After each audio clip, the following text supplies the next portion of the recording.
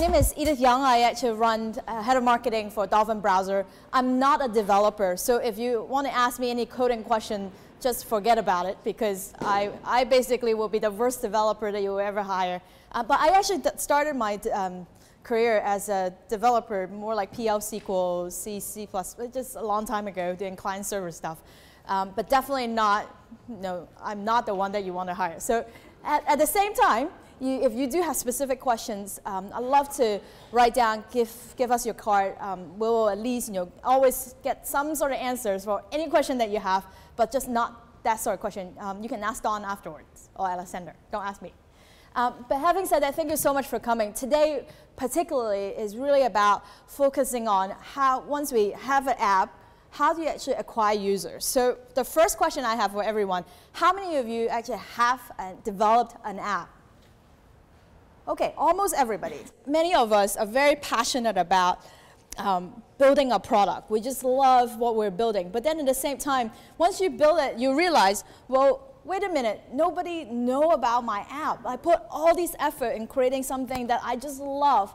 But wait, there's only a few hundred people download it. And on top of that, once they download it, they don't come back. What the hell, right? So it's sort of like you build something, something happened, and you expect, wow, magically profit. But at the same time, it's really about, especially for Android and iOS as developer, there's a lot of intricacy in marketing and promoting and acquiring users. So today, I want to share a little bit of sort of our story, how we got started, why we're doing all this, and some of the strategy and lesson learned that we sort of accumulate for the past 2 years or so. There's definitely a lot of different techniques and ways of growing and getting more users. And in terms of strategy, it's quite different when you first started versus that now you're in a growing phase, and now we're at a different stage in terms of things that we need to do. So I will focus a little bit more on launch, because I think most of us here have something, we just want more users. So I will focus a little bit more on that. But I'm more than happy to share any other ideas after the talks. But if you can actually hold off your questions till the end, that probably will be the best. All right, so quickly, what is Dolphin browser? So we have about 10 million downloads. It's one of the most popular browser on both iOS and Android. We are the world's first gesture, webzine, and add-on enabled browser. What's that mean? I will share with you guys a little bit later on. This year, we also were selected as the #1 CNET top 100 most popular Android apps. And we've been very, very lucky. Actually, when we first started, for about a year and a half, there's no marketing. Doesn't even exist. So I've actually joined earlier this year, which I'll tell you a little bit of like what happened since I joined and what are some of the things that we did differently. But at the very, very early on, which I'll touch on that, is get the press know about your app is definitely very, very important. But I'll tell you guys a little bit about how we sort of position it, because it's not just about pitching. It's really about like the way building the relationship with different media. All right, so I want to sort of break down our story into 3 phases. I actually have tons of fun when I was preparing for this presentation. We found a lot of really funny looking. So this is a tiny little baby dolphin. First and foremost, Dolphin, why we named Dolphin is because so our founders, there's 5 of them, they're very hardcore engineers. So about end of 2009, they went to one of the Google developer events. And at the time, they were Android, probably about 8 months, 9 months old, still very, very new. And when we came up with the idea of Dolphin, it's only about 2,000 or 3,000 apps, so pretty early on. So we thought, wow, obviously there's stock browser that you can find on the phone, but we just felt like there's a lot more things that we can improve. So at the time, we thought, well, if you would just pick any name, which I absolutely think having a good name is a really important thing as part of marketing. So Dolphin, why we picked Dolphin, obviously is really cute, but also to go along with browser, right? You want it to be really fast. So Dolphin swim really fast. It's very smart. And more importantly, because it's so smart, it learned the way that you want to browse, which sort of explain, we have webzine, we have add-on. once you sort of install certain add-on, it's customized browsing experience. It's sort of like Dolphin. It sort of learned the way you want to browse. So that's how we came up with the name. But really early on, when we first started, it wasn't like, oh, great, we put this thing on the market, and all of a sudden there's millions of people. No, there was nobody. And in fact, for probably the first first 1 or 2 months, we were like, what happened? But what we did a lot was we really took time to, especially like our team here, there's Joy sitting over there, she's in charge of customer service. Every day, like right now, we have 200 to 300 email every day. And every single one of these email we answer. So very early on, a lot of more technical community find out about us, and being technical, obviously sort of the same developer to developer, we get a lot of critical comment. But very early on, we really take our time and answer every single one of them and go back to the early adopters and say, hey, we fixed this. So when we first started, we still do it now, is answer every single email. And a lot of time early on, we actually did a lot of public beta. So once we did an update, we didn't really go to press first and say, hey, discover our cool app. Instead, we go to the users and say, hey, now, whatever that you asked for is fixed. Please help us, give us feedback and test it. So we did a lot of them. Almost every week, every 2 weeks, we have a new release. And we go back to them and say, hey, now there's another release. So we have a lot of core users that felt like they are building the product with us. And that was very, very important early on. Then we got in about 6 months in or so. I know you guys probably seen this so many times. I love to use this Starbucks analogy, which is, why do people pay $4 to buy Starbucks coffee if they can go to McDonald's or Dunkin' Donuts and pay $1, right? So our whole idea was that about 6 months in, we realized, well, we didn't want our app really, really heavy. Otherwise, it would be really slow. So we started thinking, okay, what can we do to allow to Dolphin way, right? So you can customize the way. So let's say you want the browser to remember your password, or you want the whole browser to translate this page from English to Chinese. I'm Chinese. How do you do that? So we didn't want to make the feature so heavy within the browser. So we created something called sort of like the add-on. So like the desktop they have plug-in for browser, we have a similar thing but for mobile. So right now we have about 70 add-on or so, from password manager to Dolphin Translate or music player, to like save like a web page to PDF. There's many of these add-on to make it a Starbucks-like experience. So I absolutely love, every time I go to Starbucks, I order non-fat chai latte. That's like my drink. And that's only Starbucks can do it that way. If I go to Dunkin' Donuts, they can't do the same thing. So I really have sort of felt like this is my browser that nobody else can replace. And in fact, this whole add-on strategy, we continue to build it. So about 6 months or so between that, for the first couple of months, very little users. And then we slowly realized that early adopters really like us, and especially when we pushed out add-on. So in about 6 months or so, we hit our first million users. So from nothing to first million, and there's a lot of other things that we learned from that, which I will share a little bit more later on. Then now we are sort of, earlier this year, we decided we are fairly strong on Android now, so let's cross over and go to the iOS side. And for us, was actually a quite nervous experience, because then it was once again, we start with nothing. Like zero, like we didn't even know like who are the blogger that writes about iOS. Like we have no idea. So from then on, we have a completely different new strategy in user acquisition, which is we sort of, again, ask our user for help, but this time it's not product feedback, but instead we did some social media campaign to ask them for help to tweet and talk about us, which I will share a little bit more detail later on. So that sort of sum up like our story. Starting from 2009, we launched add-on about 6 months later, and in about probably 9 months, by June we were 1 million, and 1 year later we hit 8 million And we just actually announced, I think last month, we hit 10 million. This year, we also launched something called WebZine. So the idea of WebZine is basically, instead of mobile view, desktop view for most of the website, we actually have something called WebZine view. So you can look at TechCrunch really nicely with one finger, and you can like look at each of the article. It's sort of trimmed down version of it, but it actually cached. So even though you have no 3G, 4G network or no Wi-Fi, you can still look at the content, which is a really, really slick feature. Nobody else is doing it. And early this year, we also got really lucky. Sequoia, we became the first Sequoia-funded mobile browser company. And then this year, also in August, we launched our first partnership with SoftBank, which is it's like, they're like T-Mobile, AT&T, but for Japan. So we did a partnership there.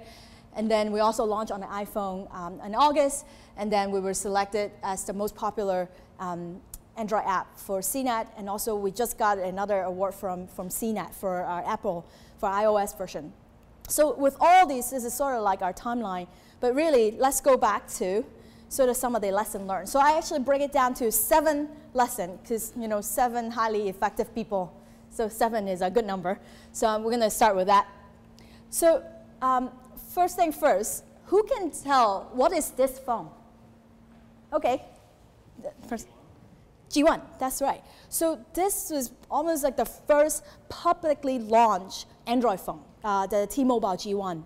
And why did I actually pick this phone? Because I think there's something to be said when you are the first of something. And obviously now we are hitting about 300,000 Android app on the market. There's a lot of apps we're talking about. But still, I think everything. I mean, we definitely are not the first browser, right? And there's tons of other browsers. There's stock browser, which is our biggest competitor. So how you compete with that? Because you come with the phone. But at the same time, I think everything we do, in addition, doesn't matter if it's browser or not, whatever you guys are building, there got to be something, like one of your features that is first in the world of something. And the reason I said that is from sort of for creating a brand and from a marketing angle, if you're saying, oh, a lot of people in the Valley always like to say, hey, we're the Foursquare of food, or we're the Twitter of for sports. And the first thing people will remember is the Twitter and the Foursquare, not your app, right? So a lot of times that we all need to think about what about your app that is the first of everything. So so for us, say, when we first came out, okay, we have better experience. We support multi-tap. But all these is not necessarily new. But gesture was new. Like you can draw a little heart, it go to Match.com. Like that sort of thing is new. But it's funny enough, our development team, they actually didn't care that much about gesture. They're like, oh, it was like to them, from a development effort, it was like, oh, it's just another feature out of 100 features that we have. But when I saw it, I thought, wow, this is so cool. But it was cool from a branding point of view. Because sometimes I think all of us are so passionate about everything we do, we sort of like stuff it in everything. But we sort of lost focus. It's sort of like, why do people buy iPod Shuffle? There's no button. There's only one choice, to listen to music. So think about if you're adding more feature to your app, how can you add one but take out 5? And more importantly, when you add another and more, which one that is not the feature that is important to you, but the feature that's important and memorable for the user? So for us, we were the first browser that actually launched the whole add-on concept. So if you look at our browser, on the right-hand side, so we have the right sidebar, so you can see things like Wikipedia that we specifically created, Translate, Password Manager, all these. So once you download it, it sticks on the right sidebar and it sticks with you the whole time as a Dolphin user.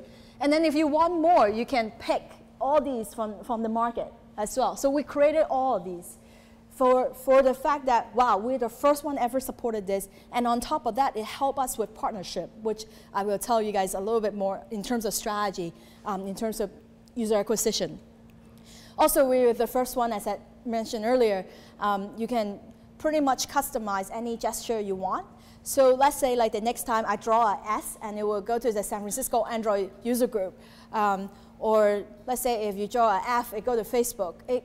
You can create any gesture you want. But obviously we also have certain like default things that's more usability. So we have like a little kind of arrow that goes up, it goes to the top of the page, you go down, just draw another arrow, go down to the page so you don't have to scroll. So our developer did some really creative things, but we thought it's not really about us because we can preload so many of them, but it's really about the user, which emphasize the brand, which is the customized, it's Dolphin, right? So as you can create on your own latte, that's your style.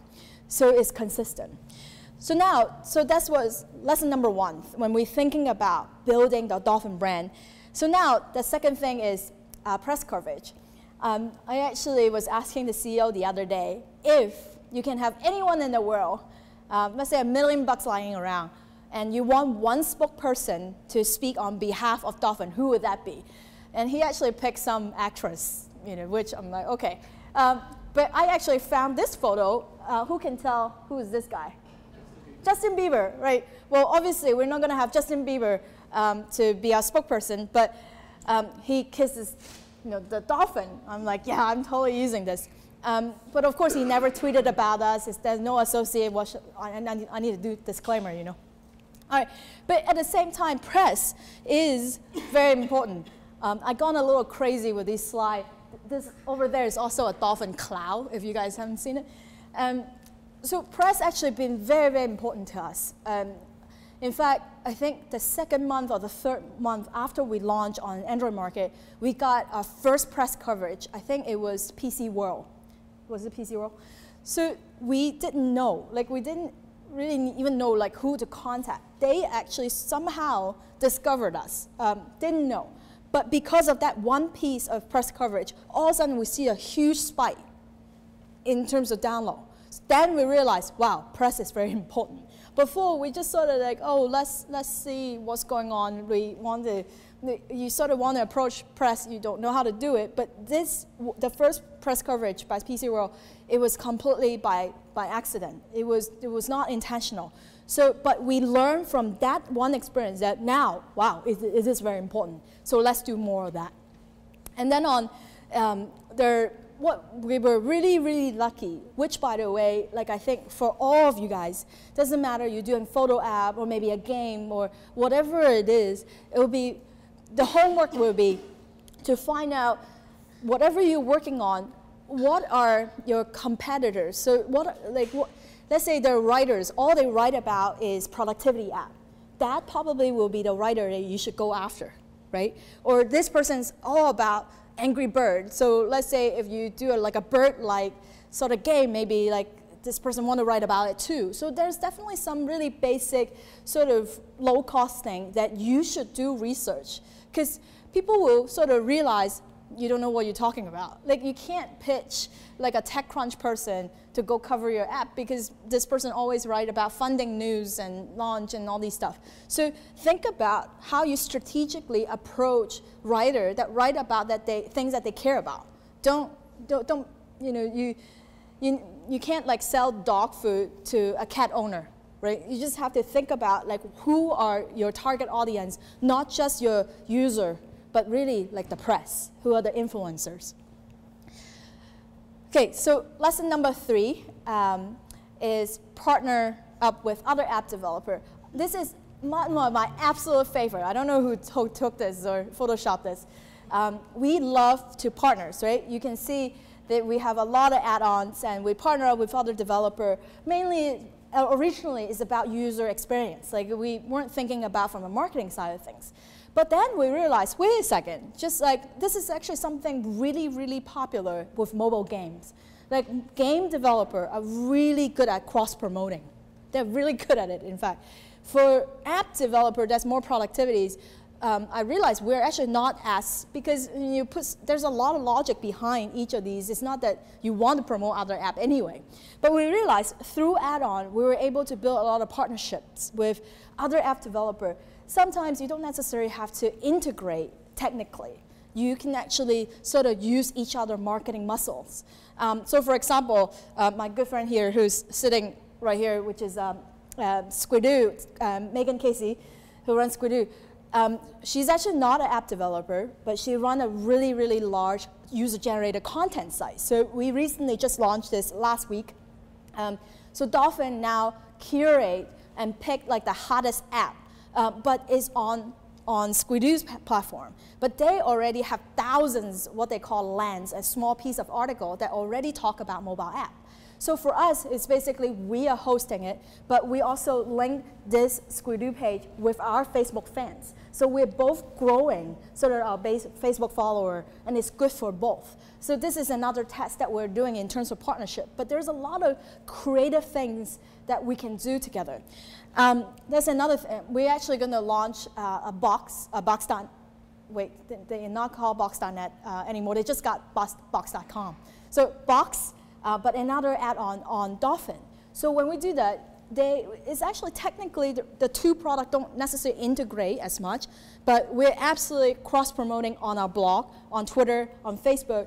Basically, tell each of our users, hey, now there's Dolphin, check out box add-on, and you can actually save all your files to your Box account through Dolphin. And the other way around, the Box user find out that, oh, wow, cool, I didn't know that if I'm on Android, I can save all these files directly. And so it's good in terms of user acquisition for both sides. Hopefully that makes sense. All right, next thing is engage users. I don't know if you guys can tell this is a dolphin tattoo on the waist. But anyway, so there's a lot of different ways of engaging users. So let's say you put in all this effort, get all these downloads. But more importantly, there's this whole concept about building community. Your first 1,000 users pretty much set the tone of the rest of the user base. What that means is if your first 1,000 users love you, they will continue want to support and really become your evangelist for you to grow furthermore.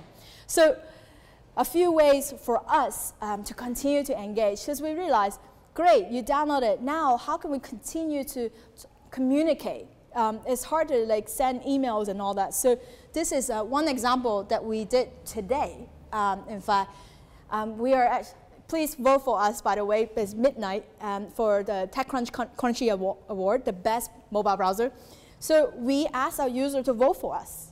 And it's completely okay because we're human too. We want to win. So please help us to win this award. So sometimes we don't do it every day, but because otherwise it will get annoying because you want the user experience about the users, not about you. But sometimes people will get really excited just to be part of us in this effort. So in this case, we basically did about 12 hours or so. Hey, please vote for us. Please help us. We want to be the best mobile app for the year.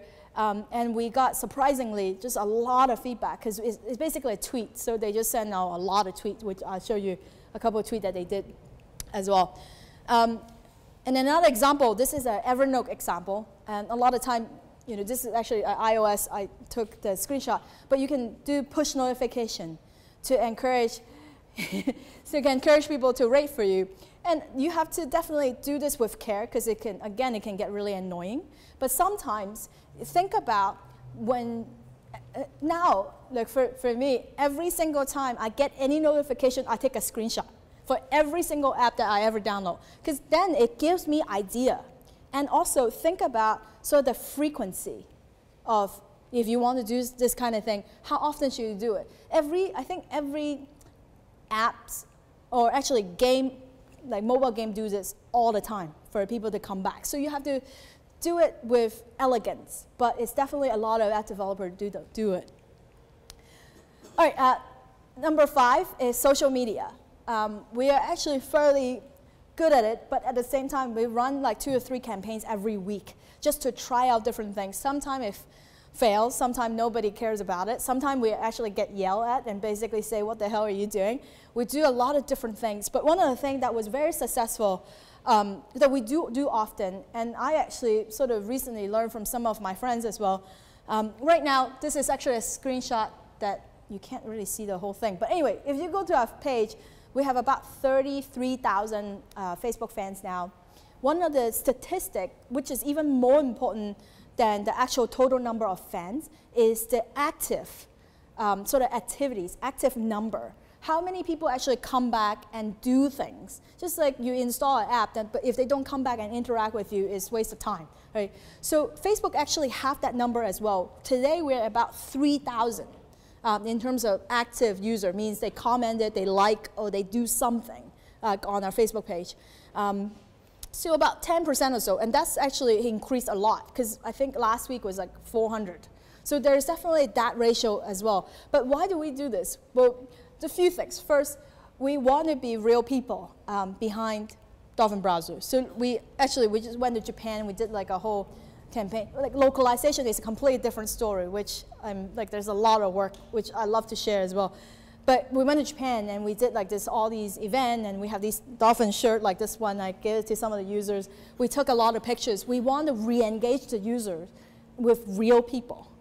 So a lot of times, what we're testing a lot on our Facebook page, and why we do it, because we don't want to be just another, build another very cool, whatever app. We wanted people to be part of the brand, to feel like who we are, more than just the product itself.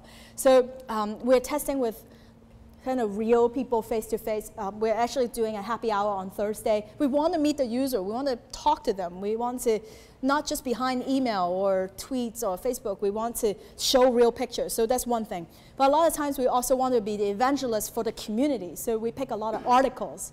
And we do really similar thing as well on Twitter and on Facebook.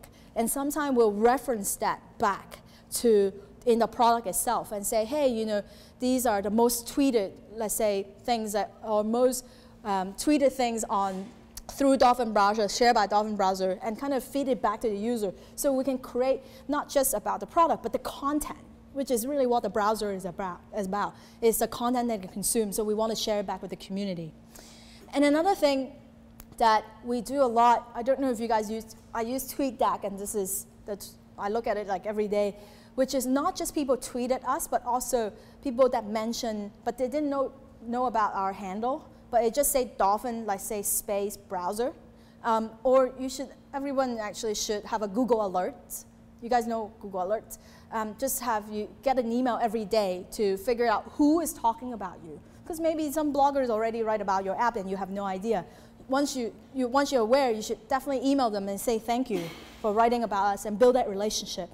But with this, we basically do a couple things. So you see from the top, there are people starting to write in other languages. I have no idea what they're talking about.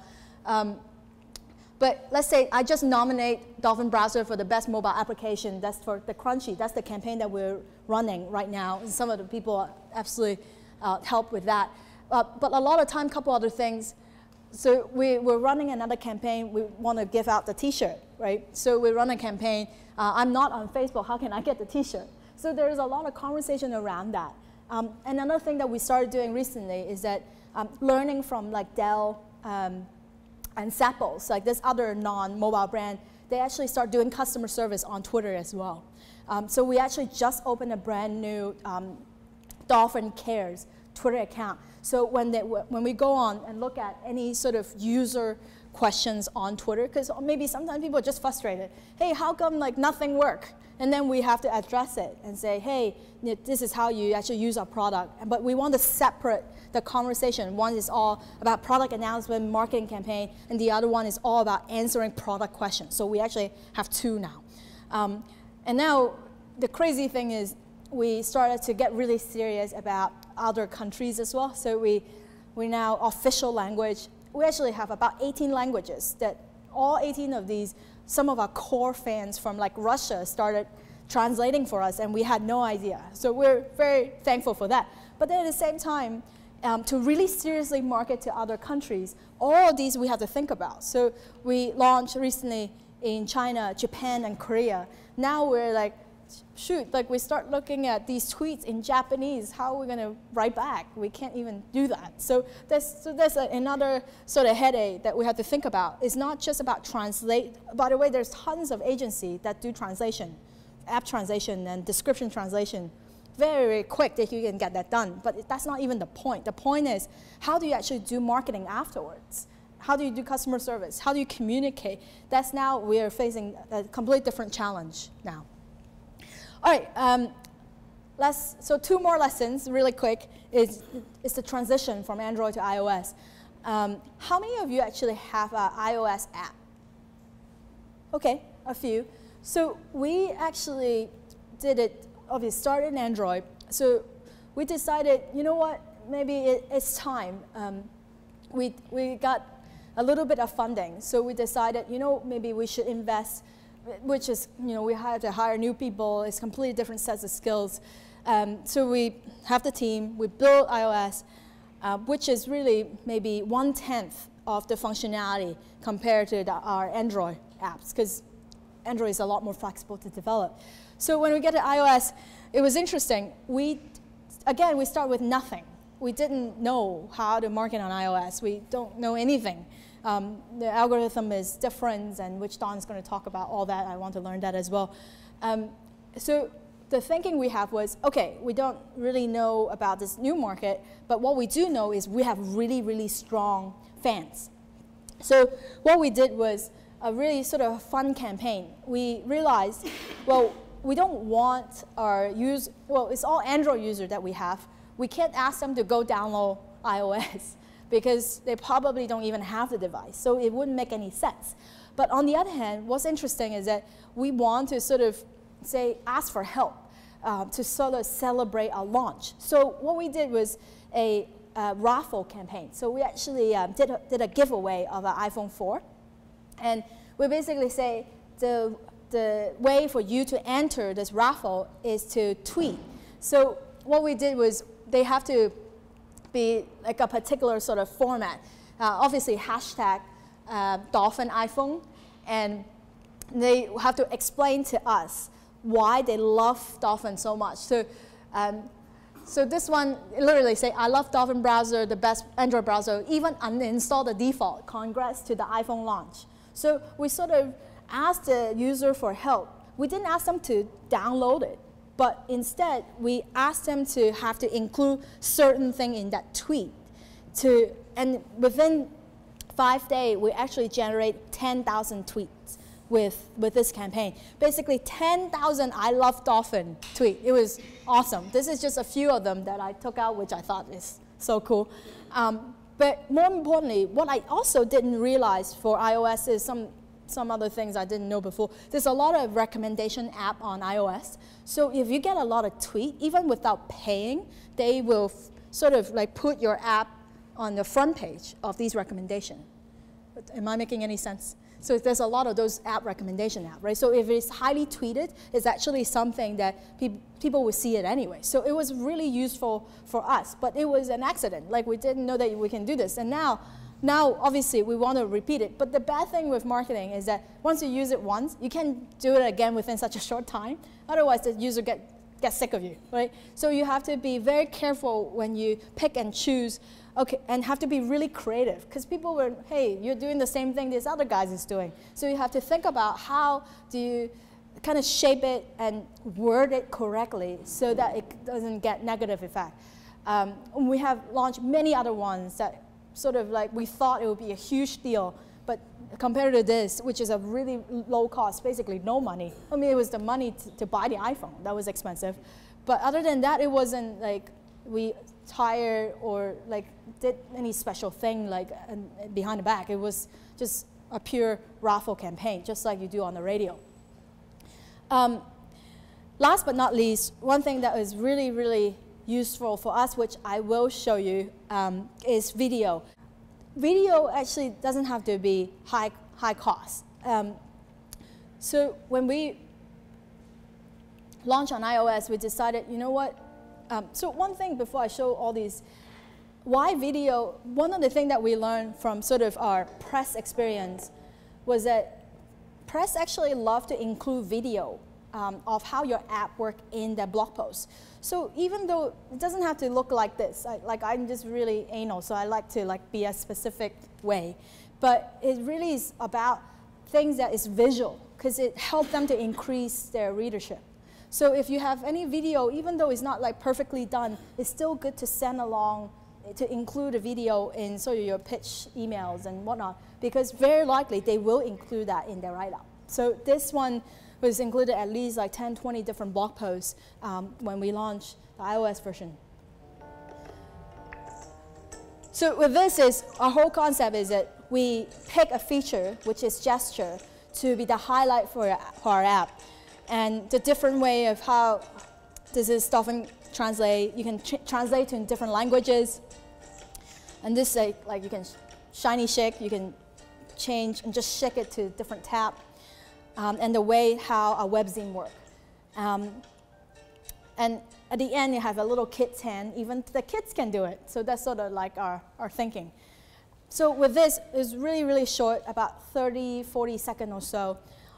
Now, like I have a lot of friends, it doesn't matter, like a lot of app developer friends. Pretty much every single one of them will call me up and say, hey, I want to do a video. Like, what should we do? In fact, another friend of mine going to launch their app, and I can't say it, on Thursday. And I basically, one of my friends borrowed our cats and have the cats to play with the app.